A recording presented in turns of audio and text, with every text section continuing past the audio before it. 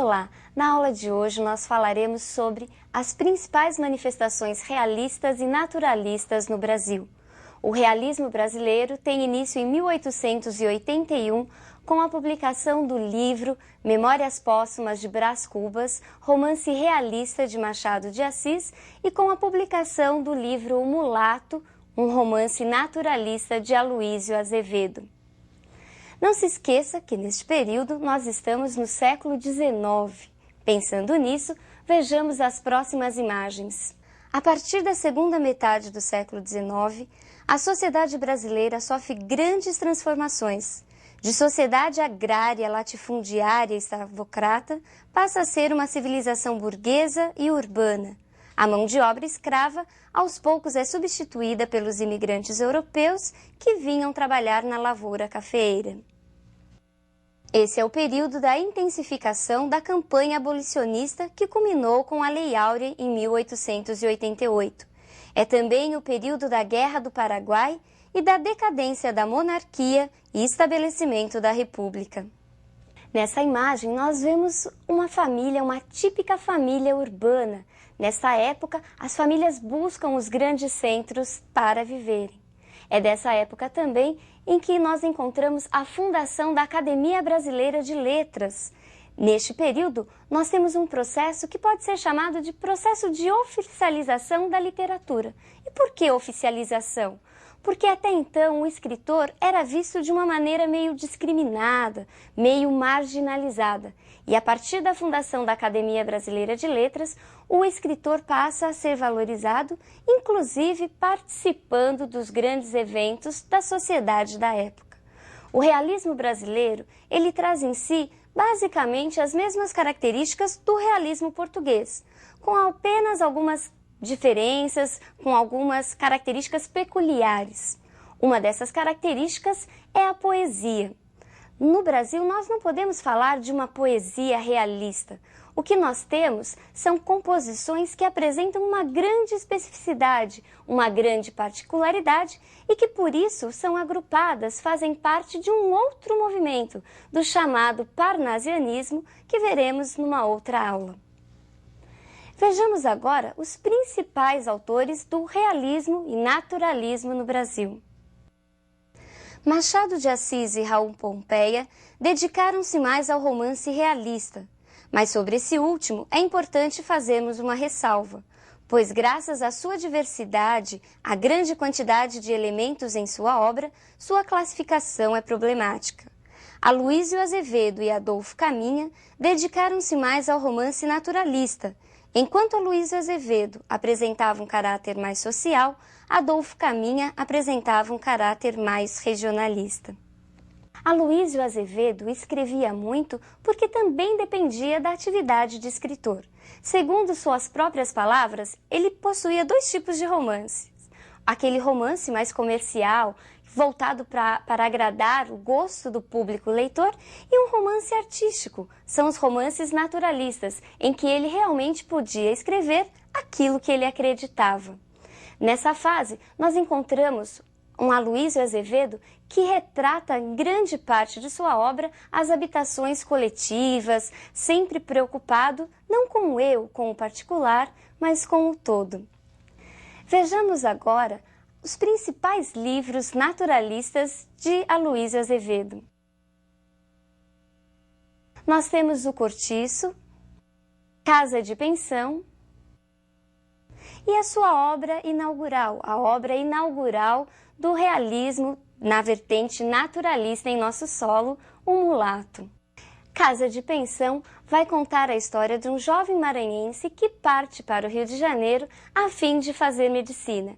Tudo corria muito bem até que ele começa a se meter em umas festinhas, a acompanhar pessoas meio duvidosas e tem que se mudar para uma pensão, a pensão do João Coqueiro. A outra grande obra de Aloísio Azevedo é O Mulato. Nessa história, Aloísio Azevedo faz uma forte crítica à sociedade hipócrita e preconceituosa de São Luís do Maranhão. Vejamos a imagem que mostra o que era esse mulato. O Mulato de Aloísio Azevedo era cientificamente inverossímil. E E por quê? Porque ele não apresentava as características de um mulato real como esse que vemos na imagem. O mulato vai contar a história de amor de Raimundo e Ana Rosa. Os dois eram apaixonados, mas algo impedia o relacionamento. O fato do Raimundo ser mulato.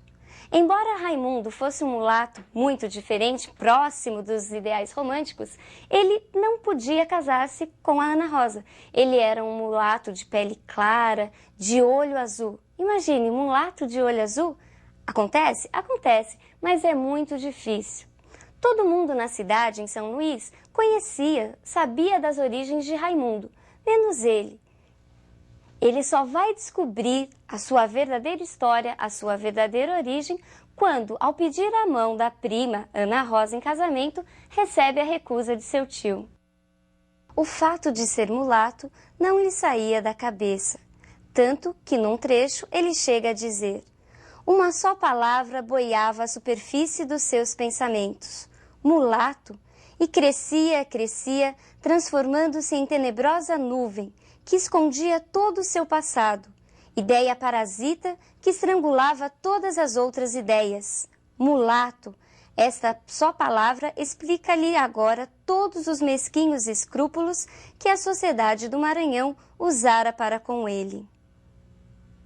Mas é o Cortiço a sua obra, o seu livro mais significativo.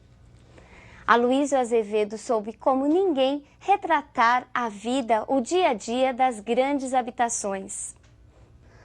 Os cortiços são habitações coletivas e foram muito comuns no final do século XIX, habitados principalmente pelos trabalhadores não qualificados que buscavam as cidades em busca de melhores empregos. Segundo os historiadores, o marido da princesa Isabel foi o dono de um dos maiores cortiços brasileiros, onde viviam mais de 4.000 pessoas. Você pôde perceber nessas imagens como era mais ou menos a vida nessas grandes habitações. E é justamente essa a temática, a preocupação central de Aloysio Azevedo ao construir seu romance naturalista, O Cortiço. Ele vai falar da promiscuidade, da grande circulação de pessoas oriundas de vários lugares e com características bem diversas.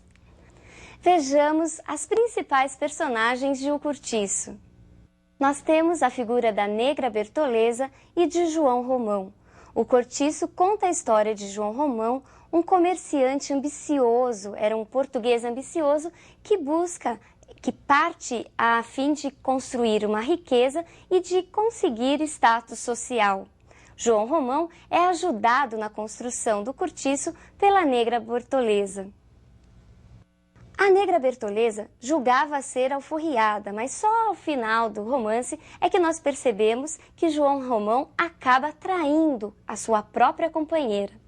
Muitas pessoas pensam que João Romão ou que Bertoleza sejam as personagens principais. Realmente, eles são importantes, mas a grande figura de O Cortiço, segundo grande parte dos estudiosos, é o próprio Cortiço.